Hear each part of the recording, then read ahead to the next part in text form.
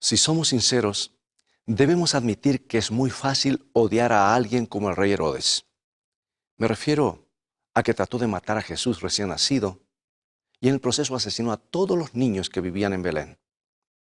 Algunos autores comparan su comportamiento con personajes nefastos como Hitler o Stalin.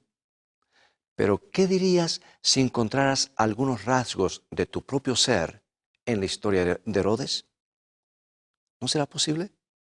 Bien, no te muevas de allí porque voy a regresar para explicarte exactamente a qué me refiero.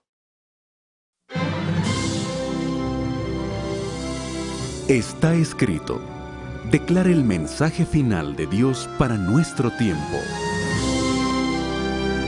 Presentando al Cristo viviente como la respuesta a nuestras más profundas necesidades. Está escrito. Con el pastor Robert Costa. Hoy, ignorando la estrella. El nombre de Herodes ha llegado a ser uno de los más despreciados de la historia y es fácil darse cuenta del porqué. Recibió su distinción por haber tratado de matar al niño Jesús, y ese solo acto, que era muy típico de él, hizo que su nombre se volviera muy conocido durante los últimos 20 siglos. Pero lo más interesante acerca de Herodes es que su existencia no es solo un dato histórico, una horrible referencia de pie de página en el relato de la Navidad es lo que ofrece el nombre de este hombre. Se menciona a Herodes el Grande, que es tan solo uno de los Herodes que se nombran en la Biblia por alguna razón. Y por lo general, si Dios le da lugar a alguien en la Biblia, especialmente a los malvados, es porque hay una buena razón. Y en el caso de Herodes, creo que hay varios motivos. Démosle una mirada a la historia que se encuentra en San Mateo capítulo 2. Y comenzando por el versículo 1, la Biblia nos dice lo siguiente. Cuando Jesús nació en Belén de Judea, en días del rey Herodes, vinieron del oriente a Jerusalén unos magos diciendo, ¿dónde está el rey de los judíos que ha nacido? Porque su estrella hemos visto en el oriente y venimos a adorarle. Oyendo esto, el rey Herodes se turbó y toda Jerusalén con él. Ahora bien, detengámonos un instante aquí para hacernos algunas preguntas. ¿Por qué razón, después de haberlo esperado ansiosamente durante siglos, la ciudad entera de Jerusalén se habrá turbado por el anuncio de que el Mesías había venido? Bueno, para entenderlo, deberíamos conocer un poco acerca de Herodes el Grande. Para decirlo delicadamente, no era un hombre agradable y se lo recuerda por asesinar a todos los que parecían ser una amenaza para su cargo en el Imperio Romano. Ni siquiera los miembros de su familia fueron inmunes a su celo asesino. Y algunos pagaron con sus vidas cuando sospechó que estaban complotándose para usurpar su trono. Todo lo que parecía ser una amenaza para el poder de Herodes podía convertirse en malas noticias para la ciudad entera.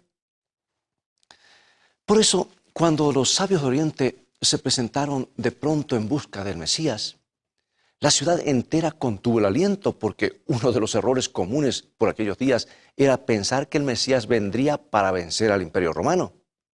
Si el Imperio Romano desaparecía, Herodes se quedaría sin empleo. Y eso quería decir que no iba a estar muy feliz con la noticia.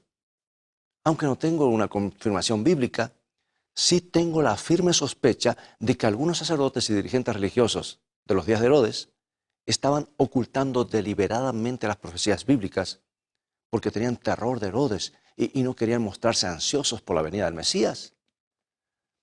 Por la historia sabemos que mucha gente estaba al tanto de las profecías de la Biblia y sabían que el Mesías estaba por llegar de un momento a otro. Pero si estuvieras en sus zapatos, con un rey celoso y asesino en el trono, ¿cuánto te atreverías a decir? Me refiero a decir públicamente. De repente un grupo misterioso de extranjeros ingresó en la ciudad anunciando el nacimiento del rey de los judíos. Eso podía significar una cosa, problemas. Y tenían razón. Y antes que sigamos avanzando, quiero hacerte otra pregunta.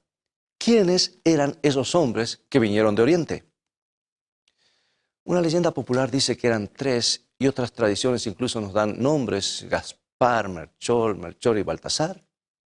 Pero la Biblia no dice que fueran tres, solo menciona que entregaron 3 regalos: oro, incienso y mirra.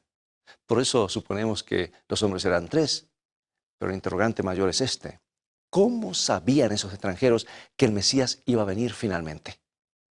Bien, lo mejor que puedo decirte es que estaban familiarizados con la famosa profecía mesiánica que se le dio al profeta Balaam y que se encuentra en el libro de Números, capítulo 24, versículo 17.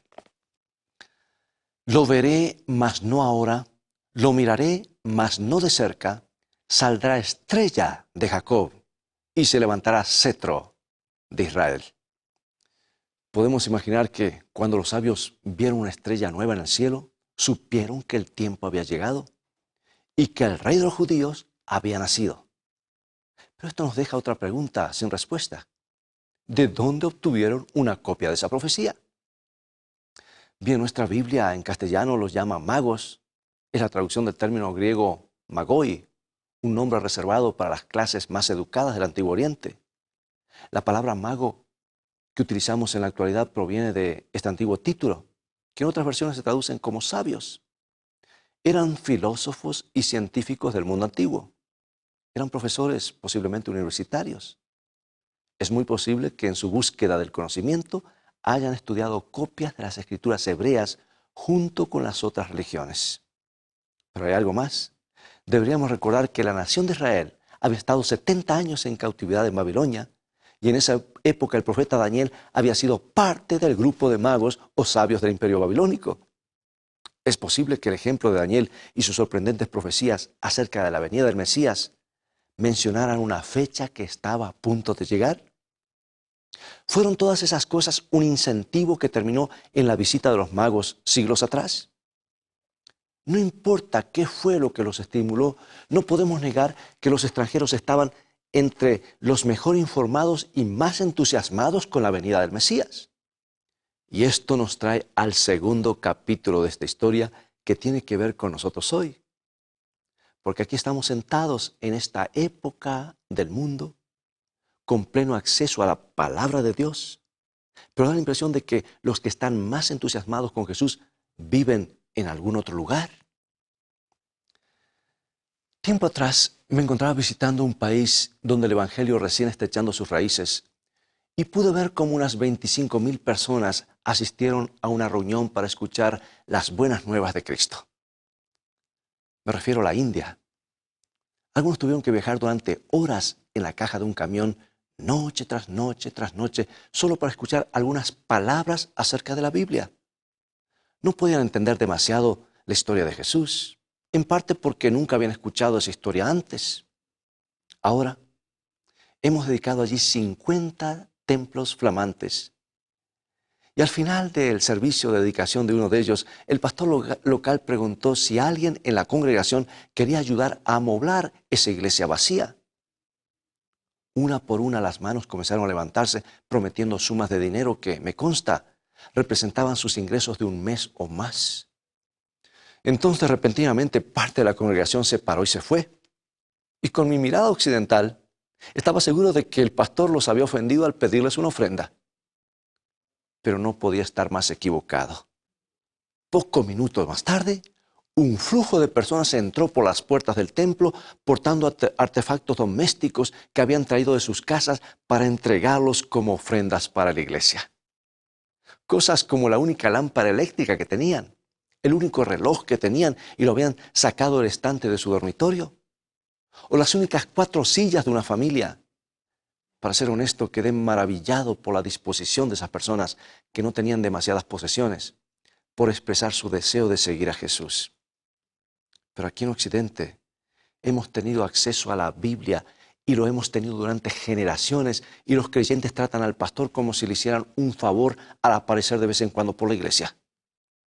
Por eso me pregunto si estaremos mejor preparados para encontrar a Jesús de lo que estaba Herodes 2000 años atrás. Ahora examina el capítulo 2 de Mateo y creo que lo vas a entender. Los que estaban más favorecidos por Dios y estaban en posesión de las profecías fueron los que las ignoraron. Su condición favorecida como pueblo de Dios se había convertido en la fuente de su orgullo. Querían todos los beneficios de ser llamados el pueblo de Dios, pero a la vez no querían que Dios interfiriera con sus vidas. Y al igual que ellos, tú y yo estamos en una condición favorecida. Tenemos el prestigio, las ventajas y el poder de llamarlo Occidente cristiano. Tenemos más que cualquier otro pueblo y hemos tenido libre acceso a las profecías de la Biblia. Pero aquí viene una pregunta importante.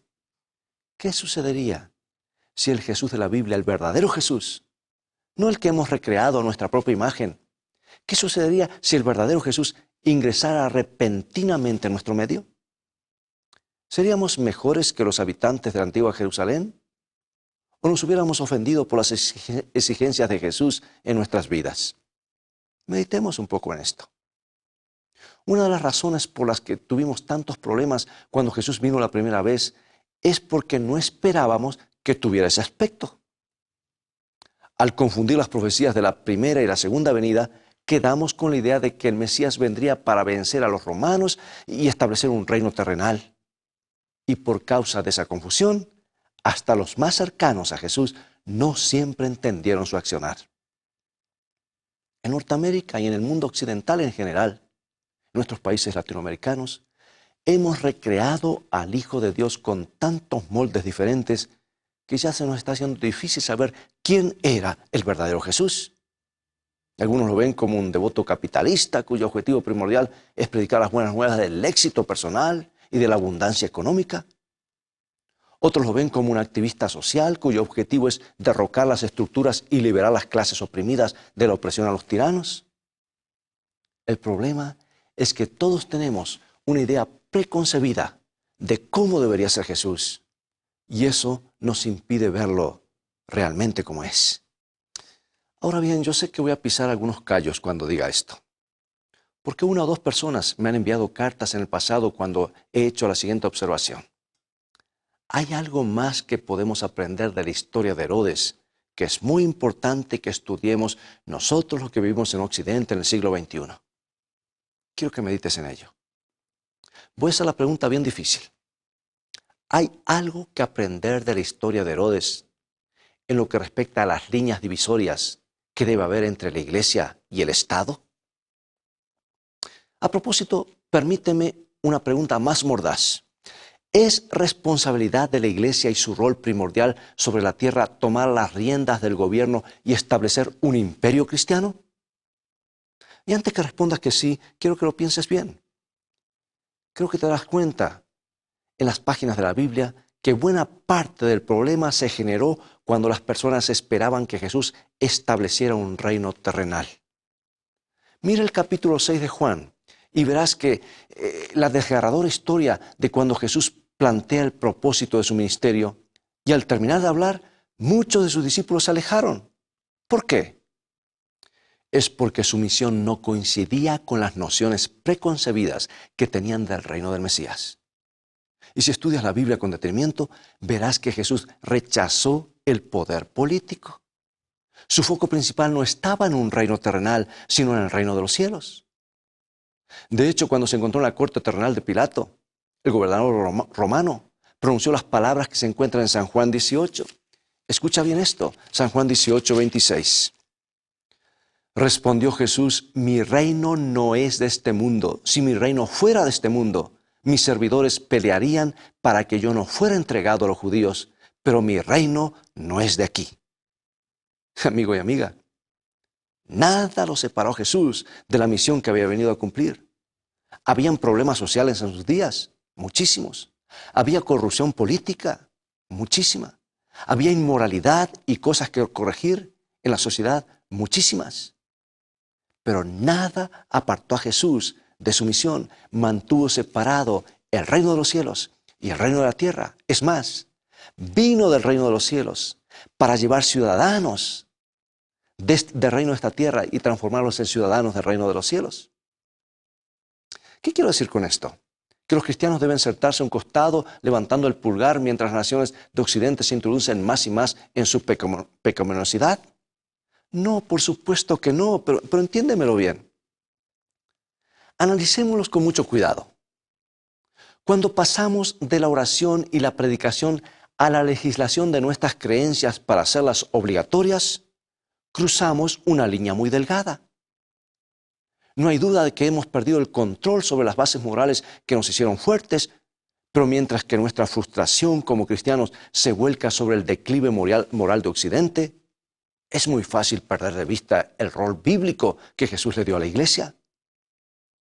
Sabes, nuestra tarea es conducir pecadores a los pies de la cruz, no movilizar sus votos. Y cuando cruzamos la línea que separa la predicación de Cristo a los perdidos, a la de la promoción de los candidatos en tiempo de elecciones, déjame decirte, quizás debamos volver a mirar detenidamente a Herodes. Herodes ignoró las profecías de la Biblia en favor de su propia agenda política. Estaba tan borracho con su propio poder que no podía ver ni pensar más. Y cuando los magos anunciaron la llegada de Jesús, consultó las Escrituras para planificar el siguiente movimiento. Y esto es lo que dice la Biblia en San Mateo capítulo 2, versículos 4 al 6. Y convocados todos los principales sacerdotes y los escribas del pueblo, les preguntó dónde había de nacer Cristo.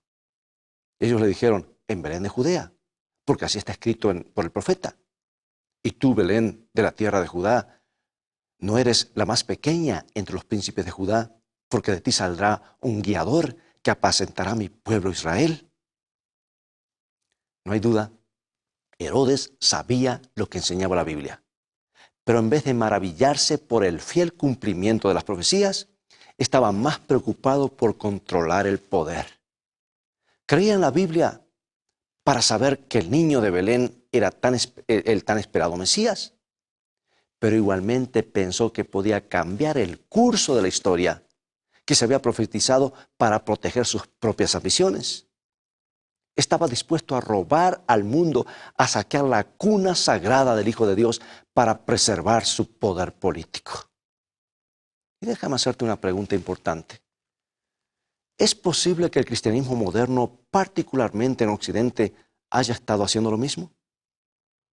¿Han sido los púlpitos cristianos como la cuna de Belén? ¿Hemos reemplazado la predicación de Cristo por nuestras propias ambiciones políticas con un Jesús que se amolda a nuestra propia agenda?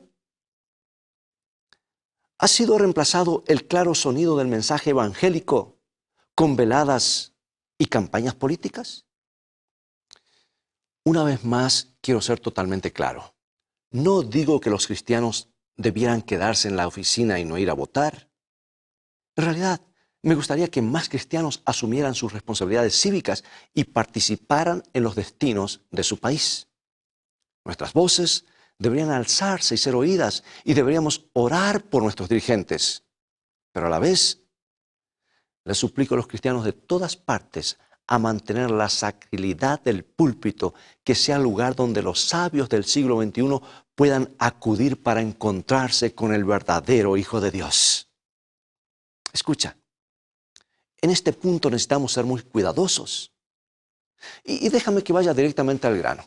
En el libro de Apocalipsis hay una increíble profecía que describe lo que Herodes trató de hacer con Cristo. Está en Apocalipsis capítulo 12, versículos 1 y 2. Apareció en el cielo una gran señal, una mujer vestida de sol con la luna debajo de sus pies, y sobre su cabeza una corona de 2 estrellas. Y estando encinta clamaba con dolores de parto en la angustia del alumbramiento. Esa es una representación del pueblo de Dios, descrito como una mujer esperando la venida del Mesías. Ahora continuemos, Apocalipsis 12, 3 y 4. También apareció otra señal en el cielo. He aquí un gran dragón escarlata que tenía 7 cabezas y 10 cuernos, y en sus cabezas 7 diademas. Y su cola arrastraba la tercera parte de las estrellas del cielo y las arrojó sobre la tierra. Y el dragón se paró frente a la mujer que estaba para dar a luz, a fin de devorar a su hijo tan pronto como naciese. Cuando lees esta profecía, no puedes perder lo que sigue. Se nos dice en términos precisos en el versículo 9 que el dragón representa al diablo y que estaba esperando para destruir a Jesús desde el día de su nacimiento.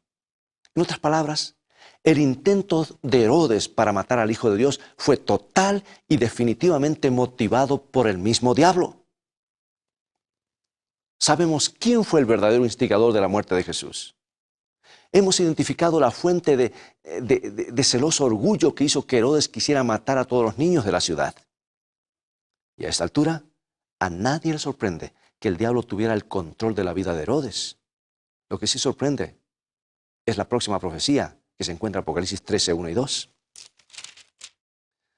Me paré sobre la arena del mar y vi subir del mar una bestia que tenía 7 cabezas y 10 cuernos, y en sus cuernos 10 diademas, y sobre sus cabezas un nombre blasfemo, y la bestia que vi era semejante a un leopardo, y sus pies como de oso, y su boca como boca de león, y el dragón le dio su poder y su trono y grande autoridad. Esta es una profecía acerca de un poder global político y religioso que toma el control del mundo civilizado. Y en el resto del capítulo se nos dice que el mundo entero se maravilla detrás de la bestia y la adora. Es la única referencia que hay en la Biblia de un reino religioso mundial existente antes de la segunda venida de Cristo, y este reino de alcance mundial será construido por el mismo dragón que utilizó el Imperio Romano y al rey Herodes para tratar de matar al Hijo de Dios. Es algo que da que pensar. Antes de que nos subamos al carro para construir el reino de los cielos en la tierra, necesitamos examinar nuestros motivos. Como iglesia cristiana, debemos admitir que hemos cometido algunos errores muy serios en el pasado. En la Edad Media, por ejemplo, los profesos cristianos mataron 50 millones de personas por cuestiones de conciencia. Y si miras en la historia, descubrirás que hemos esgrimido todo tipo de argumentos para hacerlo. Nos hemos autoconvencido de que estábamos salvando sus almas, aunque les estaba costando la vida. Antes de que tú y yo tratemos de tomar las riendas del poder, necesitamos formularnos algunas preguntas. ¿Quién tenía las riendas del corazón de Herodes? ¿Y quién tenía las riendas del corazón de la iglesia cuando asesinábamos a tantas personas inocentes? Yo debo admitir que la predicación de Cristo debería haber hecho más por el mundo que quemar gente en la hoguera. La demostración del amor de Cristo entre sus hijos debería haber hecho más que cepos y calabozos. La predicación de la Biblia, que por tantos años no estuvo al alcance de la gente, debería haber sido más eficaz que el secuestro de bienes o el incendio de casas. En Daniel capítulo 2 hay una notable profecía que predice la venida del reino de Cristo. Y si tuviera que dejarte un solo pensamiento hoy sería este. Daniel 2:34 dice que el reino de Cristo es una roca cortada no con manos humanas. Eso quiere decir que tú y yo no podemos construirlo. Dios lo hará. Y nuestra tarea como cristianos es la misma que hace 2000 años. Se nos ha pedido que prediquemos a Cristo y a Cristo crucificado. Nuestra tarea no es construir el reino de los cielos, sino poblarlo. No sé qué opinas tú, pero a mí no se me ocurre una mejor manera de salvar a nuestras naciones hispanas que usando nuestros púlpitos para llevar a nuestro pueblo al pie de la cruz, porque en definitiva es el único lugar donde pueden transformarse los corazones y las sociedades. John Hughes fue quemado en la hoguera por causa de sus convicciones religiosas. A la luz de las Escrituras, sus creencias eran correctas. Sin embargo, quienes le prendieron fuego estaban convencidos de que al matarlo le estaban haciendo un favor a Dios. En su opinión, estaban desarraigando la herejía y preservando a la nación. Una ejecución pública, pensaron, evitaría que otras personas siguieran el ejemplo de Hughes. Nunca se quejó. Aceptó su suerte y colocó su vida en las manos de Dios. Déjame preguntarte, ¿a quiénes recuerda la historia? ¿Recordamos a los verdugos o al hombre cuya vida personal había sido transformada por Dios? ¿Quién encendió el reavivamiento y la reforma entre el pueblo de Dios? ¿Los que impusieron sus creencias con la ley o el que dio su vida por Jesús? Es algo que vale la pena meditar, ¿no es cierto? ¿Estás cansado, cansada de la condición moral del mundo occidental? Yo también. Por eso, ¿por qué no oramos juntos y buscamos soluciones en los lugares donde Dios las ha entregado? Inclinemos nuestras cabezas. Padre Celestial, al contemplar nuestra nación, nuestro corazón desfallece. No es el mismo lugar de una generación atrás. Parecería que nuestro país se ha vuelto impío. Anhelamos ver tu reavivamiento. Anhelamos que las personas vengan a Cristo. Por eso te pedimos que llenes nuestras vidas con el fuego del Espíritu Santo y llenes nuestros púlpitos con la predicación de Jesús, para que muchos estén preparados para el reino cuando Jesús venga. Lo pedimos en su nombre. Amén.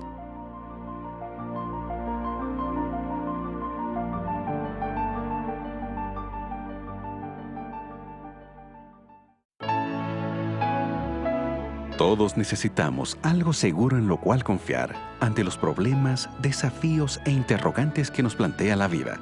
La palabra de Dios nos trae rayos de luz y esperanza. Miles de personas encuentran en sus páginas cada día una guía segura en el camino de la vida. Sus promesas son como una mano invisible que nos sostiene y alienta. Podemos confiar plenamente en la Biblia porque es la palabra inspirada por Dios. Un Dios que siempre dice la verdad, cuyas palabras son una sólida plataforma sobre la cual edificamos nuestra fe. El deseo de Dios es que seamos felices, y felicidad comienza con fe, y la fe viene por oír y estudiar la palabra de Dios. Pero lo más importante es saber que Él nos ama y se interesa en forma individual por sus hijos. Por eso queremos invitarte a que visites nuestro sitio de internet, estaescrito.tv. Hemos preparado y seguiremos preparando una variedad de estudios bíblicos y materiales que te ayudarán en tu caminar diario con Dios. Además, podrás volver a ver el programa de hoy y los devocionales diarios Una mejor manera de vivir.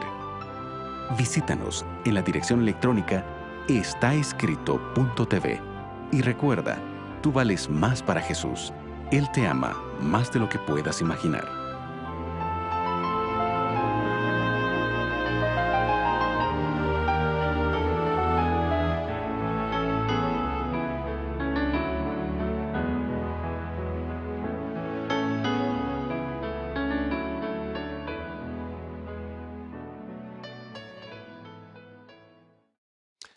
Las palabras de este libro cambian vidas, tocan corazones, nos muestran a Jesús. Esta semana te invito a dedicar un poco más de tiempo al estudio de la Biblia.